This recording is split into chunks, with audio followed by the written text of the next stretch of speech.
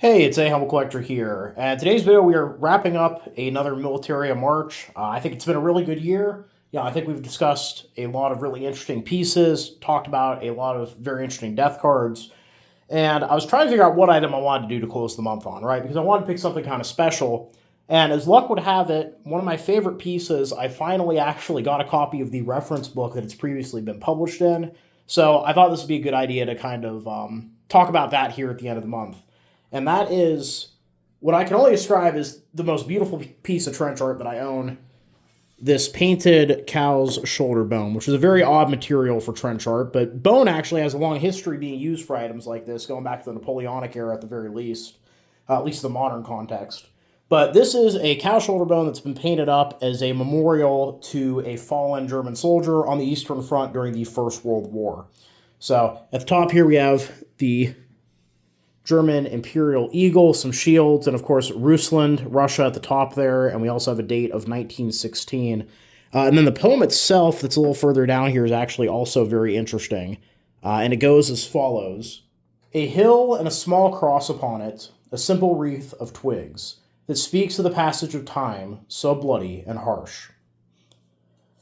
And then at the very bottom here, this just absolutely beautiful it's not really like an etched design, but painted onto the bone here. We have Heldengrab, which is Hero's Grave. And then we have, there you go, that wooden cross with the wreath of twigs affixed there with a bayonet on top of this hill. And the hill, of course, has also been the site of fighting. We see a broken wagon or perhaps part of an artillery carriage there. And then down in this valley, we see a line of marching troops and what appears to be some kind of burning town or village off in the distance with the spots of red there and the smoke going up as well. And it appears there was another inscription on the bottom, which unfortunately has been largely lost to time, but was likely an inscription for the soldier who this piece was made for. There's no autograph on this anywhere from the actual painter who painted this. The fact the back is completely blank except for a hole at the top where likely an eye hook or something similar would have been for hanging this. But we are able to make out a couple words. On the left, unfortunately, it's completely obliterated except for Gestorben, which would have been died. And then on the right, we have Euernama, and then part of a word there. I think that this translates roughly to your name, incorruptible. And then at the very bottom here, we have Allvergessen, it looks like, which would be all forgotten.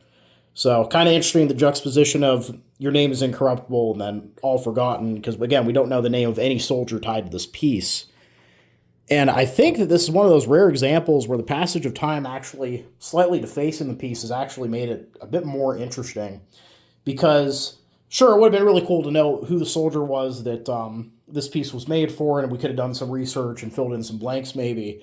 But by that name being gone that was probably over here on the left, and then just having that reference to, incorruptible, all forgotten, this kind of becomes a piece that could almost be for any German soldier that was killed on the Eastern Front during World War I. It becomes a piece almost for everybody because it no longer has a name tied to it, which I think is really interesting. Now, I could not believe this when this came up at a dealer's site update, basically. I think it was last year. And I saw it in their catalog update, and I was like, okay, the auction goes live later today. I had a budget set aside for this piece. I'm like, as long as it's below X dollars, I'm going to buy it. They had it listed for $5 under the max I was willing to pay. I immediately bought it, had it shipped to me. Now, what's really interesting about this piece, too, is it has been published in the book Trench Art and Illustrated History by Jane Kimball. Now, this book came out over 20 years ago now, but it is still widely regarded as, the book on trench art. And unfortunately, it's been out of print for a long time, and if you go on eBay or elsewhere, copies of it regularly run for north of $200. But I was able to find a copy that had some slight damage that was selling for half that, so I was able to finally pick it up. So if I move this piece here off to the side and bring in my copy of Trench Art by Jane Kimball, highly recommend. If you're interested in trench art at all and you're willing to stomach the price of this book secondhand, do it. It's full of really amazing pieces, really interesting insight. But the kicker here is that my piece is actually listed on page 1, so past all of the introductory pages, there she is. And as we can see, Jane notes here that this is a shoulder bone from a cow painted by a German soldier on the Eastern Front in 1916, decorated with the Imperial Eagle, the Kaiser's crown, shields representing Germany and Turkey and Rusland, with a verse that translates into English, a hill and a cross on top, a simple wreath made from twigs. It speaks of a time so bloody and so hard. Under this is an iron cross of the laurel wreath and a scene of the cross on the hill with a devastated battlefield in the foreground. The bottom has a memorial inscription, now illegible, 13 inches high by 7.5 inches wide. And of course, as we can see here, this is, I mean, there's no doubt this is the same piece. We can see all the same damage across it. And actually, the Turkey connection is something kind of interesting that I didn't really touch on earlier, because we do actually see, in addition to the red and yellow and the shield up here, we actually also see the Turkish flag there with 1916. Now, the only thing that I can figure is that technically the Gallipoli campaign ended at the very beginning of 1916. I think it was finally called off in January. So that might be what this is a reference to. Like, maybe around the time this was made, the news was getting to the front in the east there that, the Brits have been kicked out of Gallipoli, and, this is a major victory for the Central Powers. Otherwise, I'm not really sure. It is a very odd inclusion, another one of those kind of mysteries of the piece. And yeah, it is, again, frankly, one of my favorite pieces. It is one of the only, there's a very few pieces in my collection that have their own case, and there's only one piece in my collection that has its own stand in my office, and this is the one that has it. It's just really a spectacular item. And the crazy thing to me is this is so well done. I mean, this is obviously an individual who had an incredible amount of artistic talent, but I can't imagine this is the only one they did. I have to imagine that whoever did this was also painting, maybe not even other cow bones, was also doing other painting while they were on the front there.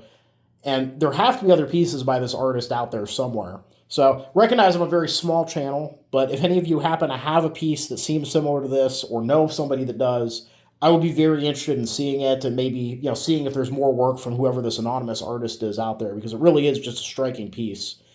And yeah, definitely let me know what you guys think down below. Again, I'd be very curious to hear what you say about the Turkey relation there, because, like I said, it is a bit odd, at least in my opinion. But yeah, just a great piece. I thought it'd be a fun way to kind of wrap up the month of March here. And yeah, we still got plenty of other exciting stuff to talk about here in 2026. I want to thank you all for your support this month and over the past many years on the channel. And yeah, just overall, hope you guys enjoyed the video. Please leave a comment down below. Love hearing from you. Thank you all for watching. Happy collecting, and I'll see you all again very soon.